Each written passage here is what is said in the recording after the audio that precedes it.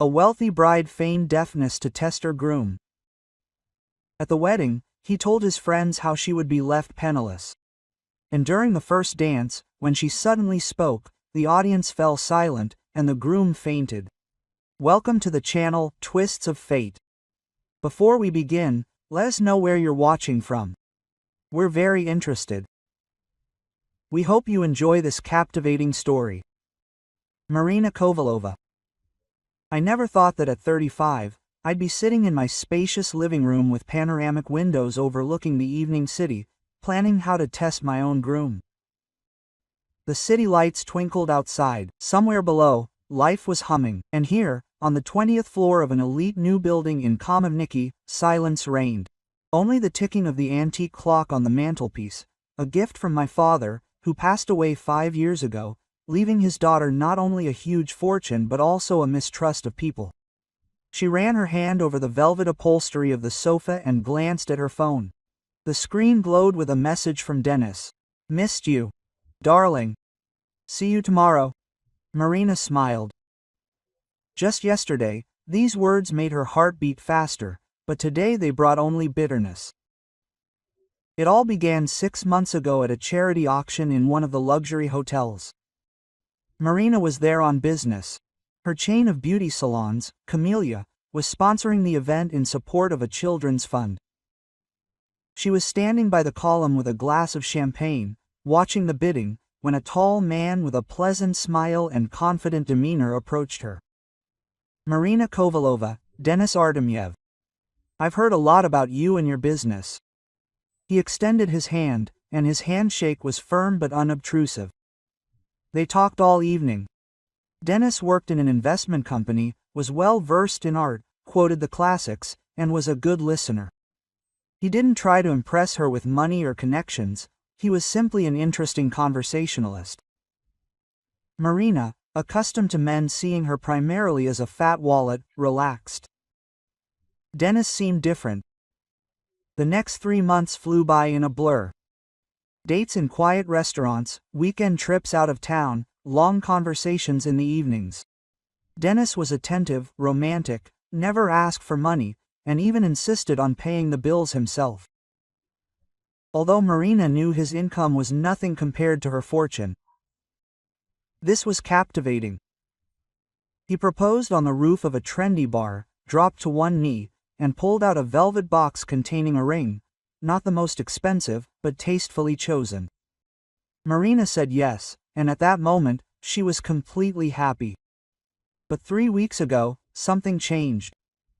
Marina was sitting in her office at the salon's headquarters, sorting through papers, when Dennis called and asked to meet that evening. She agreed and continued working. Half an hour later, he called back. There was noise on the line. He must have been outside. "Yes, everything is going according to plan," Dennis was saying to someone, clearly not noticing that he hadn't disconnected the previous call. Marina frowned and listened. "Just a little more patience. After the wedding, everything will be ours. This fool doesn't even realize how lucky everything is for us." A good match. What can I say? Marina's heart sank. She grabbed the phone with both hands, not believing her ears. "Come on, Dan, she's not a fool at all. You'll definitely sign a prenuptial agreement," an unfamiliar male voice replied. "We'll find loopholes. I have a smart lawyer. The main thing is to finally earn her trust. She'll give it all up herself in time." Quote, "You'll see," Dennis laughed, and this laughter seemed cold and alien to Marina. The connection was lost. Marina sat motionless, staring at the phone screen. Her hands were shaking. She tried to rationalize it. Maybe he was joking. Maybe she misunderstood, but deep down she already knew the truth. That evening at dinner, Dennis was as charming and gentle as ever, interested in her day. Marina played the role of a lovesick bride, but inside, everything went cold. She watched him with new eyes, noticing details she had previously missed. The way he appraised her new necklace, the way he inquired about who the apartments were registered to, the way he unobtrusively inquired about the structure of her business. The next day, Marina called her lawyer, Vera Nikolaevna Solovova, a woman in her 50s with a sharp mind and an impeccable reputation. They had known each other for almost 10 years, ever since Vera helped her with the estate after the death of her parents. "Vera Nikolaevna, I need to meet." Marina spoke quietly, urgently and confidentially, sitting in her car in the parking lot of her salon. An hour later, they met in the lawyer's office. Marina told her everything about the overheard conversation, her doubts, her desire to test Dennis before the wedding. "And what do you want to do?" Vera removed her glasses and looked at Marina carefully. "I want to understand who he really is. I want to see his true face. And if my suspicions are confirmed," Marina clenched her fists, "I will protect myself and my property. I have an idea." Quote, Vera thoughtfully tapped her pen on the table. "Radical, but effective. If you're really ready to go for it." Quote. And so the plan was born. Marina would pretend to be deaf. Sudden temporary hearing loss after an accident. If Dennis truly loves her, he'll be there, support her, try to help. If he's only interested in money, the mask will slip. People rarely control themselves around those they think can't hear. "It has to look absolutely convincing," Vera warned. "You'll need doctor's certificates. You'll have to play this role constantly, without forgetting yourself for a minute." Quote, "I can handle it," Marina nodded. She spent the next week preparing. Vera arranged a meeting with an audiologist who agreed to help for a good fee and complete confidentiality. Marina researched hearing loss, watched videos, and learned to lip read, at least basically, to make the role more believable. At the same time, Vera was checking up on Dennis. What she discovered was not encouraging. His investment company was small and not particularly successful. He had outstanding loans. A couple of years ago, he had dated another wealthy woman, but she had broken up. Vera couldn't pinpoint the exact reason, but the coincidence was alarming. "Let's get all the paperwork done now," Vera insisted. "Your assets must be ironclad. A prenuptial agreement with strict terms. Accounts, real estate, business shares, everything stays yours, no matter the outcome." Quote. Marina signed paper after paper, feeling like a criminal planning a robbery. But this was her capital, the fruit of years of labor, her parents' and her own. She wouldn't let some scoundrel take it all away. The staging took place 10 days after that conversation in the car. Marina came to an elite spa for treatments. Dennis knew about it. She'd specifically told him. Halfway through the session, she asked the receptionist to call an ambulance, complaining of dizziness and a strange sensation in her ears. The paramedics arrived and took her to the clinic, where the doctor was already waiting. Dennis rushed in an hour later, worried and pale. Marina was lying on a couch in the office, and the doctor explained the situation to him. A sudden change in pressure during the procedure had caused temporary hearing loss. This does happen, although rarely. It takes time for examination and treatment. Perhaps her hearing will return in a few weeks, perhaps even longer. "Marina, can you hear me?" Dennis leaned toward her and took her hand. She looked at him, feigning confusion, and answered, looking him in the face, "What? I can't hear you. I can't hear anything at all." Quote. Her voice sounded worried with a hint of panic. Dennis said something in response, but Marina shook her head. "I don't understand what you're saying." "Lips. Let me look at your lips." For the first 3 days, Dennis was a model groom, bringing flowers, sitting next to her, stroking her hand. They communicated, looking into each other's faces. Marina read lips, answered out loud, asked again if she didn't understand. She tried to behave naturally, didn't notice when someone spoke to her from behind, flinched from unexpected touches, stared intently at the lips of her interlocutors, sometimes asked to repeat a phrase. But already on the 4th day she noticed irritation in his eyes. He said, clearly articulating, "Maybe, shall we start learning sign language? This will make it easier to communicate." Quote. Marina nodded enthusiastically. "Yes, let's do it. I've already found courses for both of us." "Both?" Dennis frowned, and Marina read the words perfectly on his lips. Well, I don't know, I have work, I have no time at all. You can study on your own, and you can show me the basics. She feigned disappointment on her face. Okay, I understand. You're busy. Her voice sounded sad, although inside she was only cold. She recorded yet another confirmation of his indifference. With each passing day, Dennis hid his dissatisfaction with the situation less and less. He stopped visiting often, citing a backlog of work. When he did come, he quickly got tired of having to text instead of talking. Marina saw how angry he got when she asked something again, pointing to her ears and throwing up her hands. But the most interesting thing began 2 weeks after he lost his hearing. Dennis began to act as if she wasn't there at all. He talked on the phone in her presence, without mincing words. He met with friends at her house, and they talked about whatever they wanted while Marina sat in a chair with a book, pretending to read. That's when she heard the first truly frank conversation. "Listen, how are you?" asked Dennis's friend Oleg, settling down on the sofa. "It's hard to live with a deaf bride," Dennis chuckled, pouring himself a whiskey. "It's enough, honestly. But I can bear it. There's not much time left until the wedding, and then what? Are you seriously planning on getting married?" "Of course. How else could it be?" Dennis took a sip from his glass. "Only then will I have legal rights to her property. We'll sign a prenuptial agreement, but I've already worked with a lawyer. There will be loopholes."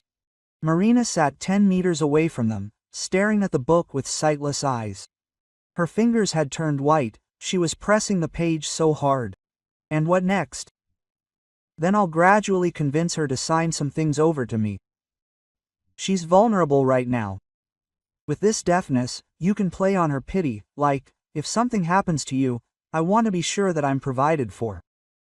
Women fall for that. And then we'll see, maybe she'll be cured, maybe not." He shrugged. "In any case, I'll last a couple of years, and then divorce. With that kind of money, it's enough to suffer."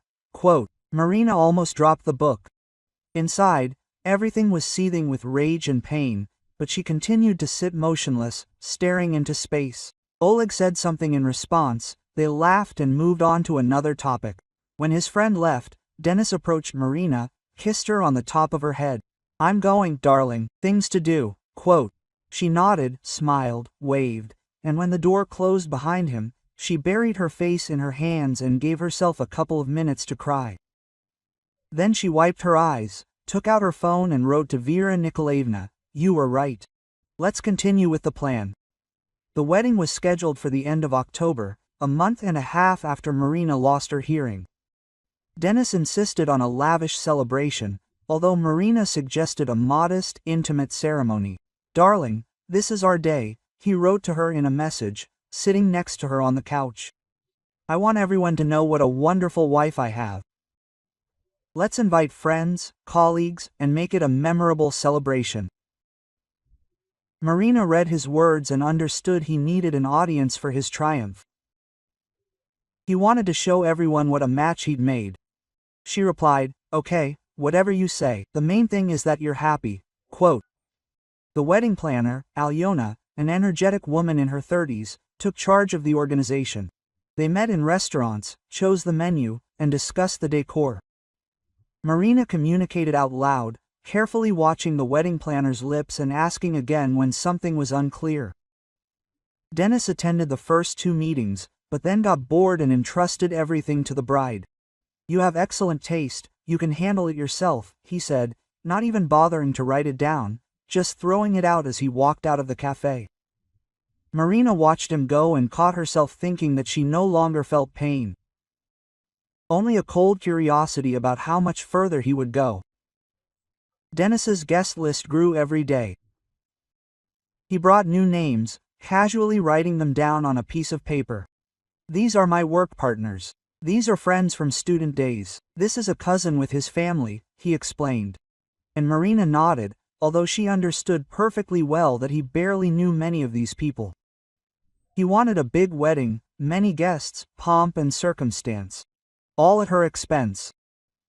For her part, Marina invited only the closest people, a few girlfriends, a couple of distant relatives, her accountant Irina Vasilyevna, who worked with the family during her father's lifetime.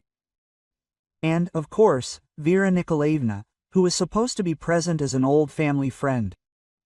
Friend Sveta, Zhenya and Larissa and I were thrilled about the upcoming wedding.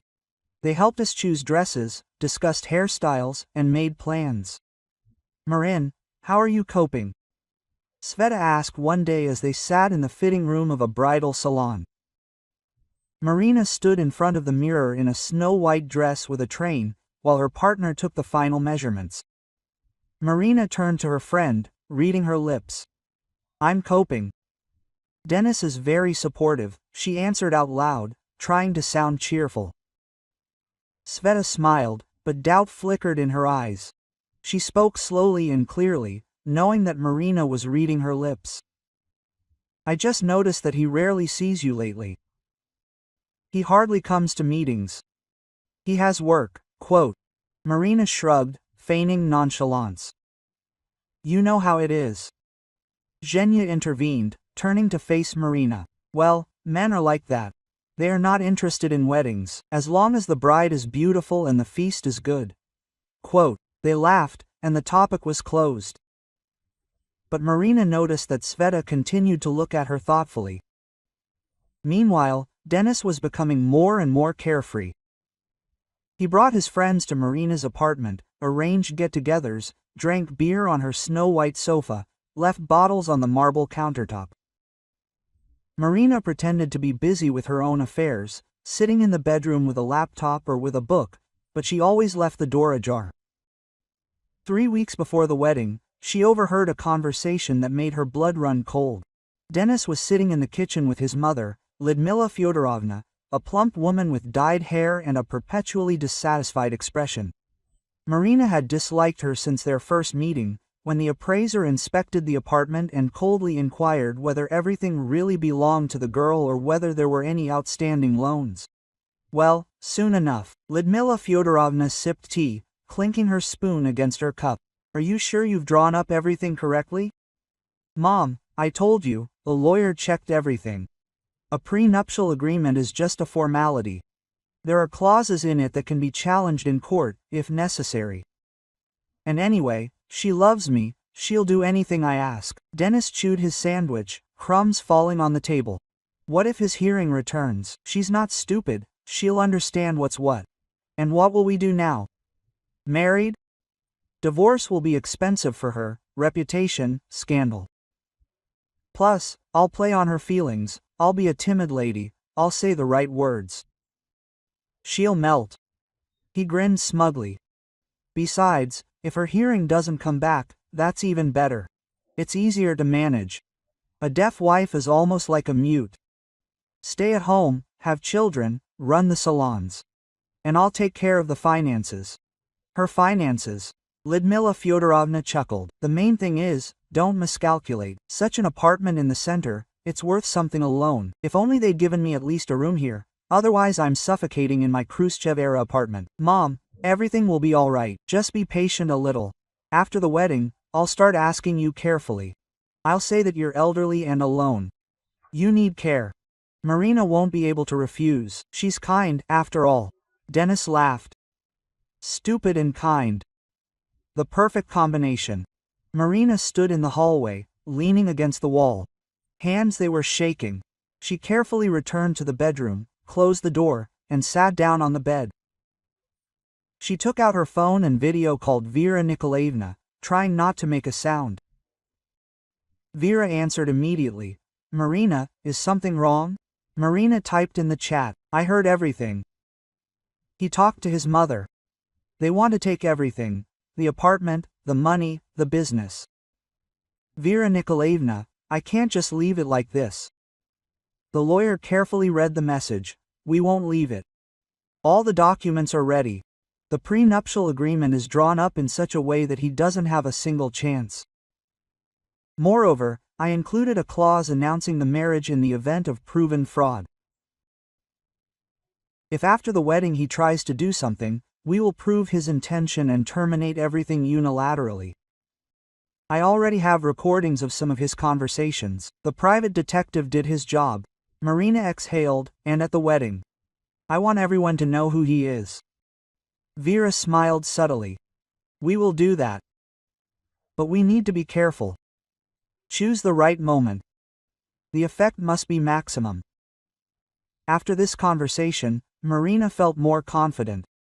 She continued to play her role, but inside there was no longer any doubt or pain. Only cold determination. A week before the wedding, Dennis brought home Oleg, the same friend with whom he'd already spoken frankly. They brought beer and pizza, settled into the living room, and turned on football. Marina sat in a chair by the window with Dostoevsky's Crime and Punishment. Symbolical, she thought. Listen, can't she hear anything at all? Oleg nodded toward Marina. Nothing. Total silence. Dennis waved his hand. We can at least discuss plans for a bank robbery. She doesn't care.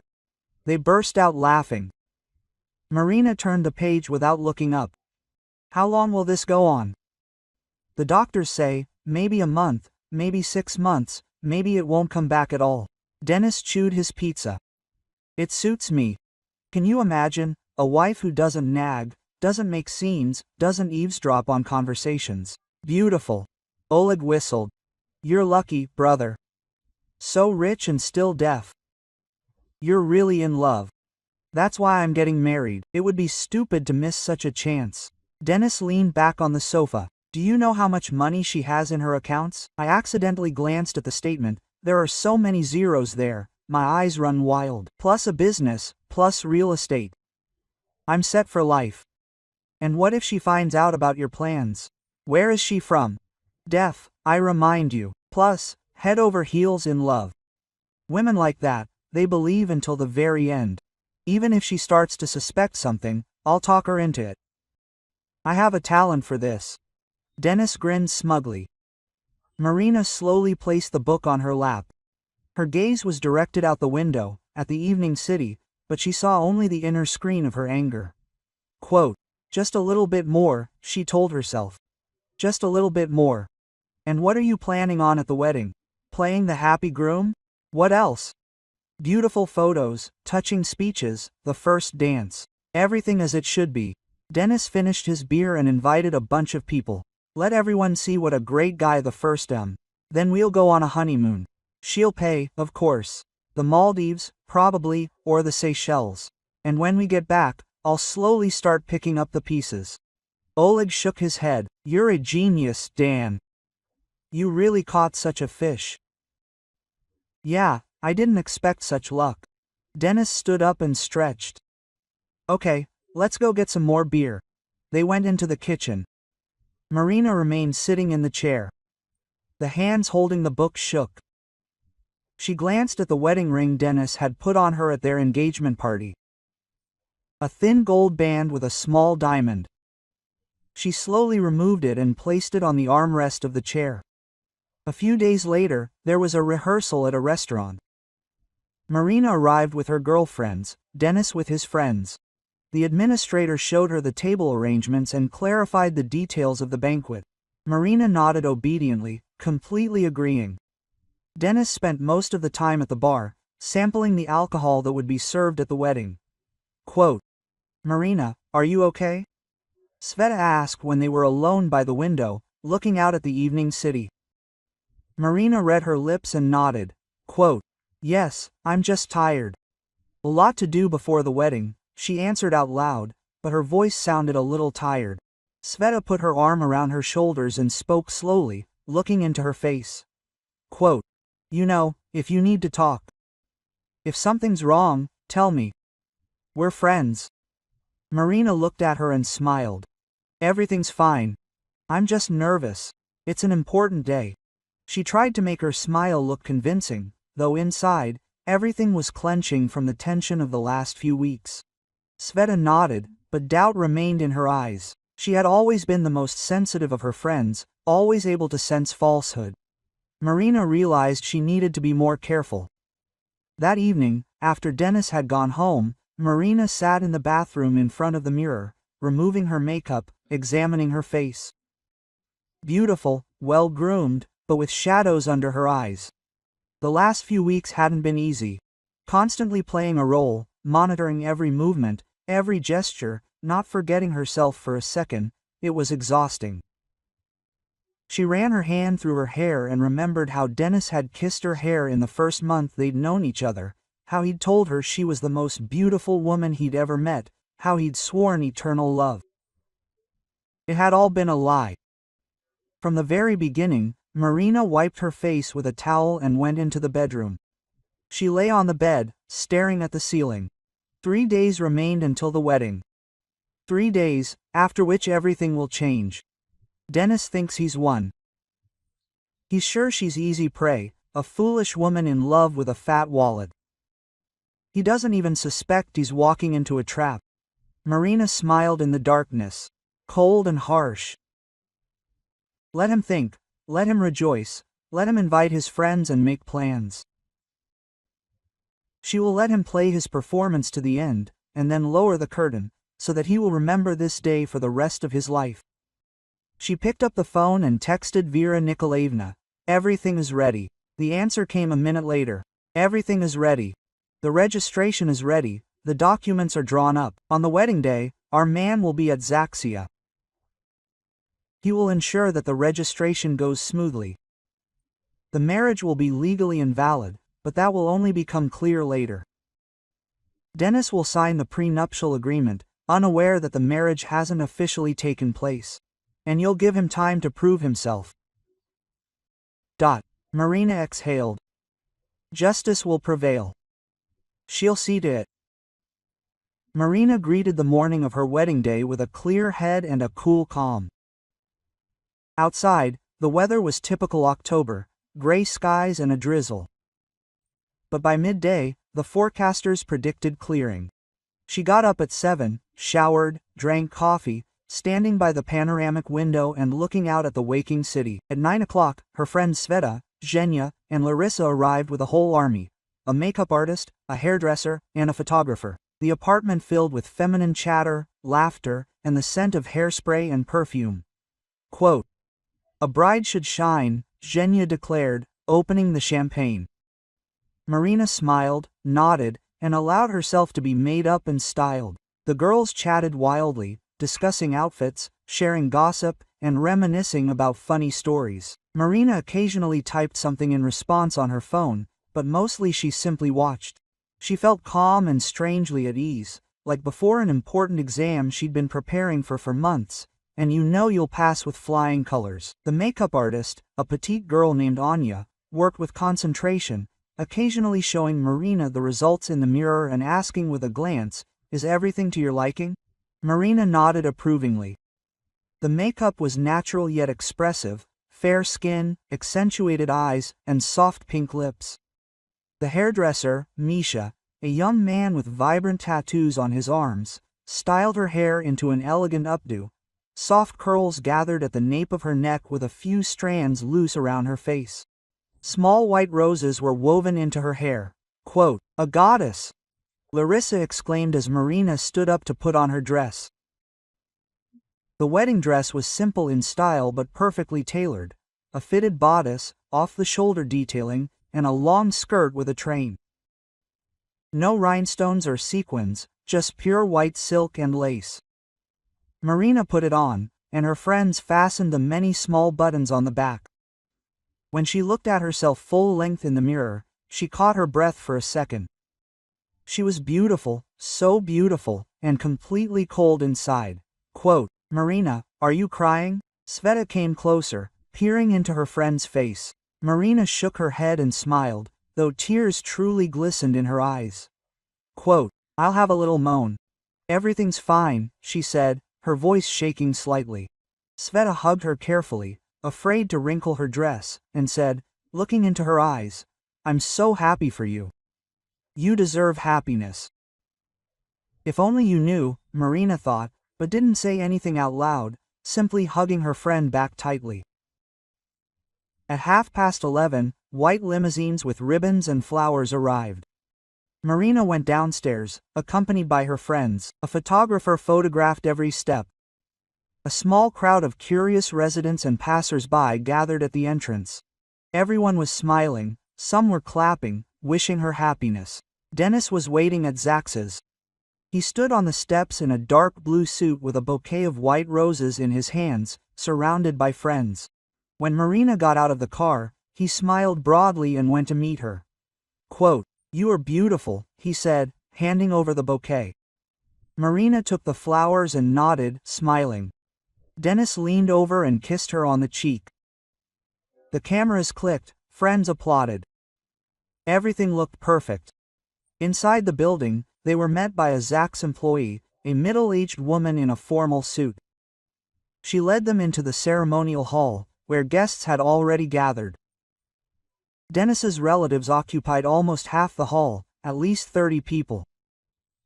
On Marina's side sat her few close relatives, and among them was Vera Nikolaevna in an elegant dark gray dress. The ceremony began. Music played. The employee spoke the traditional words about marriage and family. Marina stood next to Dennis, holding his hand and looking straight ahead. The groom's face was beaming. He kept glancing at her with tenderness, which now seemed disgustingly fake to Marina. "Denis Andreevich, do you agree to take Marina as your wife?" Quote, "Vladimirovna?" "I agree," Dennis answered firmly. "Marina Vladimirovna, do you agree to take Denis Andreevich as your husband?" Marina said out loud, "I agree." Her voice was clear and firm. The employee smiled knowingly. They brought the civil registry book. Dennis signed with a flourish and confidence. Marina took a pen, bent over the book, and signed incorrectly, slightly to the left on the line where witnesses signed. The movement was quick and natural. No one noticed the substitution. The Legislative Assembly employee, a friend of Vera Nikolaevna, who had agreed to help in exchange for a good reward, pretended not to notice the violation and closed the book. Legally, the marriage was invalid. But only 3 people in the room knew this: Marina, the Legislative Assembly employee, and Vera Nikolaevna. Dennis put the wedding ring on Marina's finger. She put the ring on him. They kissed to applause. Everything was going according to plan. As he left the Legislative Assembly, Dennis was over the moon. He hugged Marina, kissed her, and grinned widely.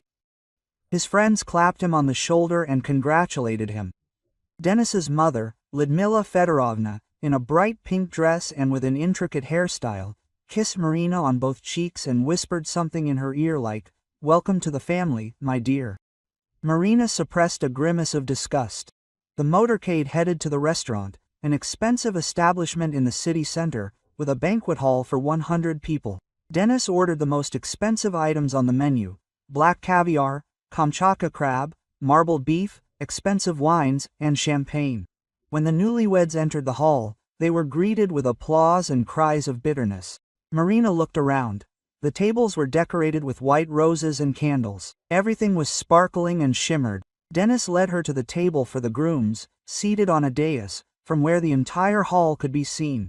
They sat next to each other. Marina placed her hands on the table, feeling the weight of her wedding ring. Dennis poured champagne, smiled at the guests, accepted congratulations. The toasts began. Oleg, the same friend with whom Dennis had discussed his plans, was the first to raise his glass. To the newlyweds, to Dennis, who had found his soulmate, to Marina, who had agreed to tie the knot with this idiot. Oleg laughed. The guests joined in. "I wish you happiness, children, understanding and patience with each other." Everyone drank. Marina sipped the champagne, feeling the bubbles tickle her tongue. Dennis drained the glass in one gulp. Toasts poured out one after another from relatives, from colleagues, from friends. Marina sat, smiling, nodding gratefully. Dennis responded to the toasts, joked, laughed. With each glass he was becoming more and more relaxed. Appetizers were served, then the main course. The music played softly. The guests ate, chatted, and moved from table to table. Marina picked at her salad with a fork, not feeling hungry. Sveta, sitting at the next table, looked up at her several times with concern. Around 3 o'clock, when the alcohol had already loosened their tongues, Dennis got up from the table and went to his friends, who were sitting at the far end of the room. Marina remained where she was, pretending to look at photos on her phone, but she heard every word. Dennis sat down with a group of 5 men. All about his age, all tipsy. They patted him on the back and poured vodka. Quote, "So, are you a married man now?" One of them, a red-faced, fat man in a rumpled suit, cackled. "Aha, finally." Dennis drank a shot and ate a cucumber. "I thought I wouldn't live to see this day." "And how is it with a deaf wife?" asked another skinny blonde. Dennis glanced at Marina. She was sitting half-turned towards them, buried in her phone. He grinned. "Yeah, it's fine, even comfortable. No nagging, no strife.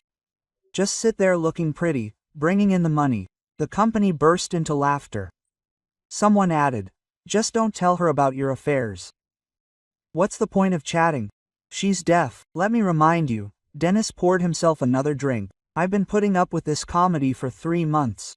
Pretending to be caring, courting, writing notes. I thought I'd go crazy. But it was worth it." Oleg, who was sitting next to her, winked. "So what next? What's the plan?" Dennis leaned back in his chair, pleased with himself. "From now on, it's as easy as pie.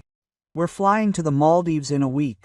She paid. We'll come back. I'll start slowly getting to her bills. I'll tell her that I want to help with the business. I'll get involved in the finances.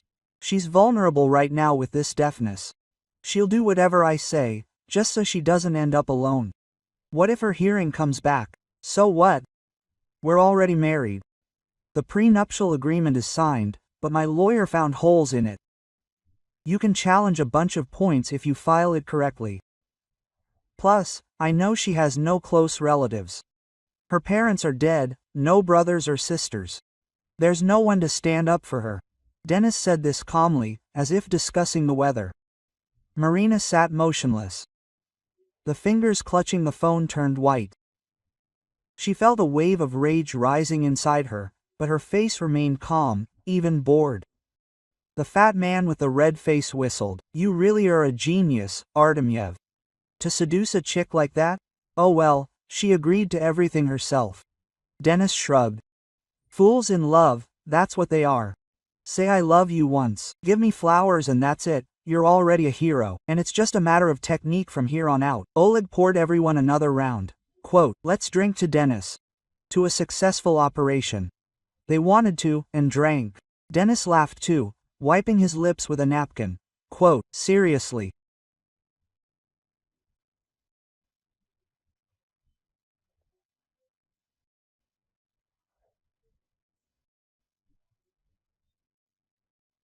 Guys, I've been looking for a match like this for so many years, and here it is. An apartment in the center, a business, bills. I'm set for life now. I don't even have to work, just go to the office for show. Will you help your mom?" The blonde asked. "Sure, mom has her eye on this apartment. She says she'll move in with us and babysit the grandchildren." Dennis grimaced. "Well, Marina will have to be persuaded, but she won't refuse. She's generally soft, obliging, the perfect victim, to be honest." Quote, at that moment, a waitress approached their table with a tray of appetizers. The conversation paused for a minute while she set out the plates. Dennis watched her go, appraising her figure, and the group burst into laughter again. When the waitress left, Fatso leaned over to Dennis. "Listen, is she even in bed?" "Never mind." Dennis winced. "Yeah, so. But I'll put up with it. It's worth putting up with for that kind of money." They burst out laughing again. Marina clenched her teeth so hard her jaw hurt. She exhaled slowly, forcing herself to calm down. "Just a little longer. Just a little longer. Okay, guys, I have to go to my wife." Dennis stood up, unsteadily, "Otherwise she'll suspect something." "What would she suspect?" "She's deaf," someone shouted after him. Dennis turned and winked. "Habit. To take. You have to play the role to the end." He returned to the newlyweds' table, plopped down next to Marina and put his arm around her shoulders. She looked up at him and smiled softly, trustingly. "Did you miss her?" He kissed her temple. Marina nodded and asked out loud, "Yes, when are we dancing?" She watched his lips, waiting for an answer. Soon, my love. Soon. Denis patted her hand and poured himself more champagne. Lyudmila Fyodorovna, sitting nearby with her sisters, caught her son's eye and nodded with satisfaction. She, too, had drunk a fair amount and was now loudly discussing with her relatives how well her boy had settled down. Such a rich girl. And what an apartment. Have you seen that kitchen? The furniture there costs at least 2 million rubles. She spoke clearly, not in a whisper, apparently believing Marina wouldn't hear a thing anyway. One of the sisters, a plump woman in a flowered dress, chimed in, yes, Denis is lucky. He couldn't settle down before. He always ended up with such unreliable girls. She's reliable. Lyudmila Fyodorovna waved her hand in Marina's direction. Quiet, calm, and, most importantly, rich. What more could a man want? They giggled. Marina continued to sit with an impassive face, staring at her plate. Sveta, who had been watching all this from the next table, leaned toward her wife. I don't like this wedding. Why? Zhenya chewed on her dessert. I don't know. Something's wrong. Denis is kind of fake. His friends are weird. Sveta frowned. And his mother is disgusting. Well, grooms' mothers are always disgusting, Zhenya joked, but her voice sounded uncertain. Meanwhile, the host, a young man in a suit and bow tie, took the microphone and announced, "Dear guests. And now for the most touching moment of the evening, the newlyweds' first dance." The audience applauded. A slow, romantic melody began to play, something from an old hit, drawn out and sentimental. Denis stood up and extended his hand to Marina. Come on, my love. Marina took his hand and stood up. They walked to the center of the room, where a space had been cleared for dancing. The guests formed a circle around them. Some raised their phones to film. Denis put his arm around Marina's waist. She placed her hands on his shoulders. They began to move slowly to the beat of the music. He smiled, looking into her eyes, feigning affection. She returned the smile. A few seconds passed. The music continued to play. The guests watched, touched. And then Marina leaned toward Denis's ear and quietly but clearly said, I know everything, Denis. Denis continued to smile, but a flicker of confusion flashed in his eyes. He didn't immediately realize what had happened. Marina repeated it a little louder, so that several guests standing closest heard, I know everything. His face changed instantly. His smile froze, his eyes widened, the color drained from his cheeks. He stopped mid-dance. His arms hung limply at his sides. Marina took a step back, looking at him calmly and coldly. The music continued to play, but a silence began to spread from the center of the room to the edges, like ripples on a pond. The guests fell silent, exchanging glances, trying to understand what was happening. What? What do you know? Denis forced himself to say. His voice trembled. What are you talking about? Marina turned to the audience, raised her hand, and the music stopped. The MC looked at her in confusion, not knowing what to do. I heard everything. Marina said this loudly for the entire room to hear. Her voice was firm, without a shadow of a doubt. I always heard. Every word you said, Denis. Everyone. I've never been deaf. The room fell silent. 100 people stood frozen with glasses in their hands, half-chewed pieces in their mouths, phones pointed at the newlyweds. The silence was so thick that the only sound was the hum of the air conditioner hanging from the ceiling. Denis opened his mouth, but couldn't say anything. He swayed and grabbed the chair next to him. Marina continued, addressing the guests, but looking at Denis. For 3 months I pretended to be deaf so I could see his true face. And I saw it. Sveta jumped up from her seat. Marina, what's going on? Marina turned to her friend. I'm sorry, Sveta. I couldn't tell anyone. It was the only way to find out the truth. Denis's friend Oleg turned pale and tried to move discreetly toward the exit, but froze in place under the guests' gazes. I heard you discussing with your friends how you would leave me penniless after the wedding. Marina spoke calmly, methodically, as if at a business meeting.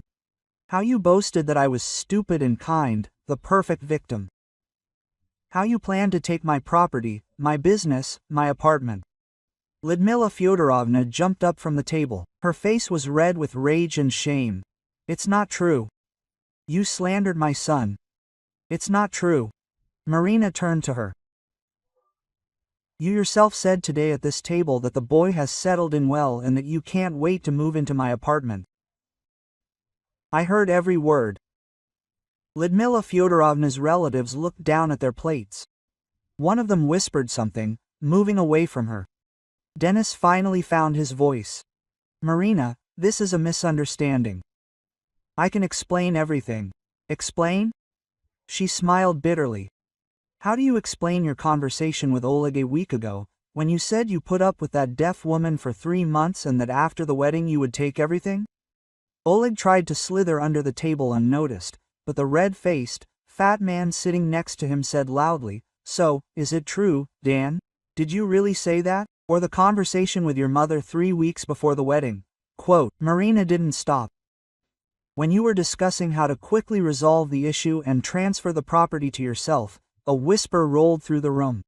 The guests began exchanging glances, discussing what they had just heard. Some shook their heads in disapproval, others took out their phones, filming the proceedings. Vera Nikolaevna rose from her seat and walked toward the center of the room. Her face was stern and unreadable. Forgive me for interrupting. She stopped next to Marina. I am Marina Vladimirovna's lawyer, and I must inform those present of certain facts. Denis looked at her with horror. Who are you? Vera Nikolaevna Solovova. I have represented Marina's interests for 10 years. She took a folder of documents from her purse. First, I would like to inform you that the marriage registered today is legally invalid. Procedural violations were committed when signing the documents, which Mr. Artemyev is only now learning about. The room gasped. Denis clutched his head. What?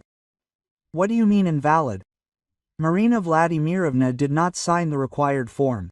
The marriage was not technically concluded. Vera smiled coldly. However, you signed a prenuptial agreement, and that document is legally binding.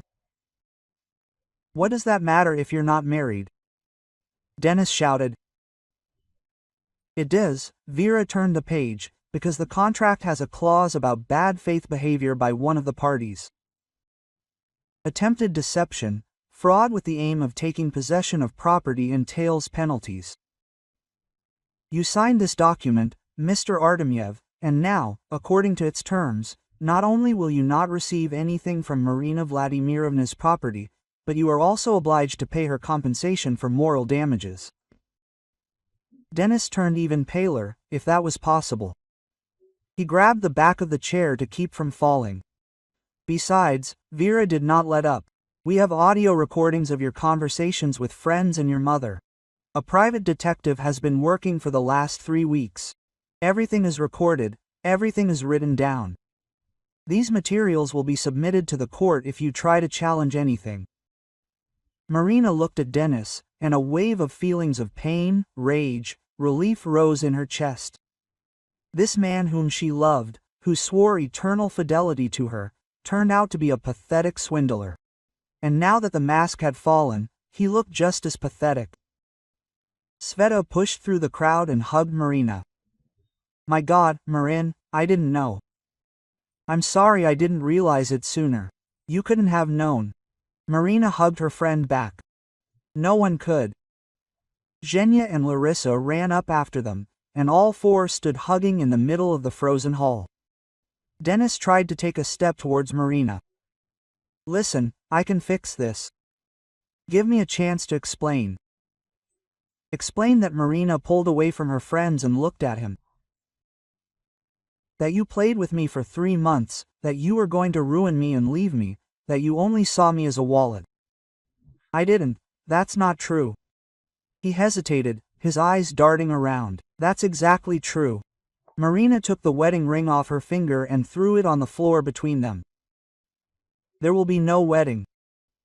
No honeymoon in the Maldives. No access to my accounts and property. Nothing. The ring rolled across the parquet floor and stopped at Oleg's feet. He quickly moved his leg away, as if from a snake. Lyudmila Fyodorovna screamed, "How dare you do this to my son? We will sue you." "We sue," Vera Nikolaevna answered calmly. "We have sufficient evidence of deliberate fraud. Your son may end up in court not as a scoundrel, but as an accused. If I were you, I would think before making threats." Lyudmila Fyodorovna fell silent, choking with rage and humiliation. And then Denis began to collapse. First his knees buckled, then he clutched his chest, his eyes rolled back in his head. He collapsed to the floor with a dull thud, his arms outstretched. The hall gasped. Several people rushed towards him. Marina stood motionless, looking at the prostrate body of her ex-fiancé. Quote, "Someone call an ambulance," Oleg shouted, shaking his friend by the shoulder. The red-faced fat man was already dialing. Quote, "Hello? Yes, someone is unwell. Lost consciousness. Address?" Marina turned to Vera Nikolaevna. "I need to leave. Go. I'll stay here and monitor the situation." Vera nodded. Marina took off a long photograph made of the finest embroidered tulle and handed it to Sveta. Her friend took it, crumpling it in her hands, tears rolling down her cheeks. Quote, "I'm sorry," Marina whispered. "I'm sorry I dragged you into all this." "Don't apologize," Sveta wiped her eyes. "You did the right thing. I'm proud of you." Marina hugged her, then Zhenya and Larissa. She turned to the hall. 100 people were looking at her with different expressions, some with sympathy, some with curiosity, some with condemnation. Quote, "Sorry for ruining the party," she said loudly, "but I couldn't let this man ruin my life. Thank you to everyone who came. The food is paid for. You may continue if you wish." Quote. With these words, she turned and headed for the exit. Her white dress rustled along the hem, her train trailing behind. The guests parted to let her pass. At the door, Irina Vasilyevna caught up with her. "The accountant Marina Vladimirovna, are you okay? Should I go with you?" "Thank you, Irina Vasilyevna. I can handle it. I just want to be alone." Quote. Marina squeezed her hand. She left with a smile. A light drizzle fell. The air was fresh and cool. Marina stopped on the steps of the restaurant, raised her face to the sky and took a deep breath. It was empty inside, but it wasn't the emptiness of defeat, it was the lightness of liberation. The taxi arrived 5 minutes later.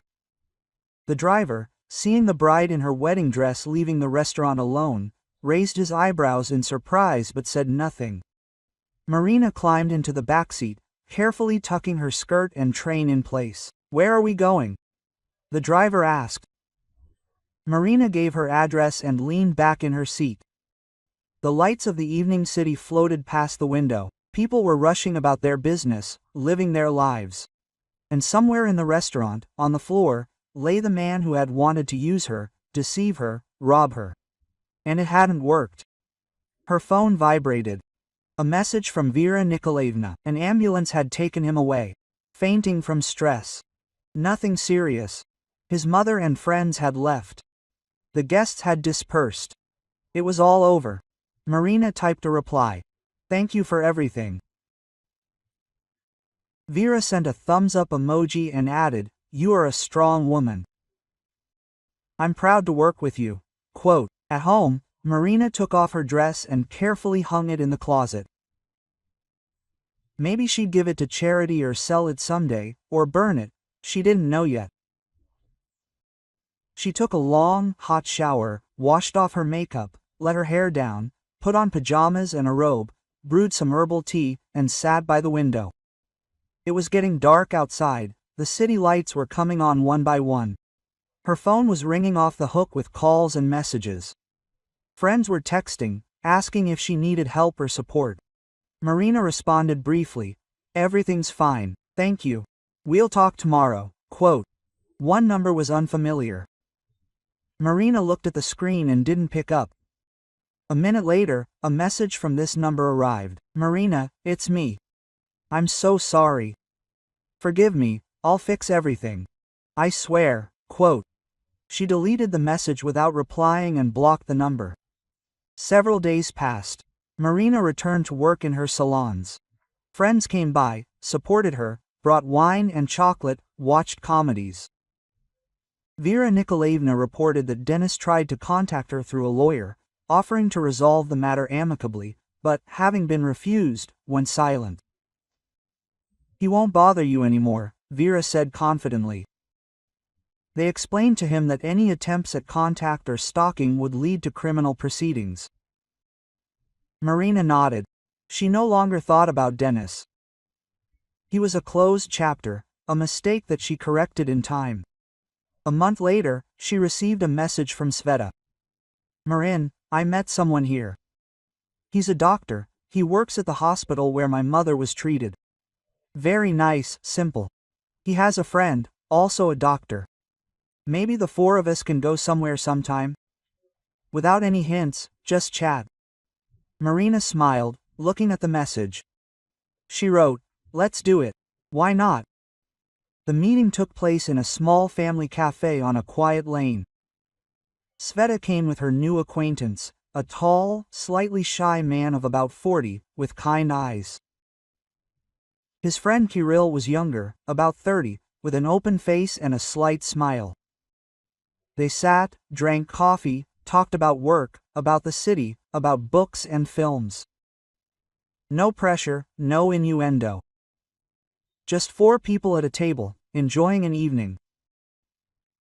Kirill turned out to be a surgeon, worked in trauma, told funny stories about hospital life, listened attentively when Marina talked about her business.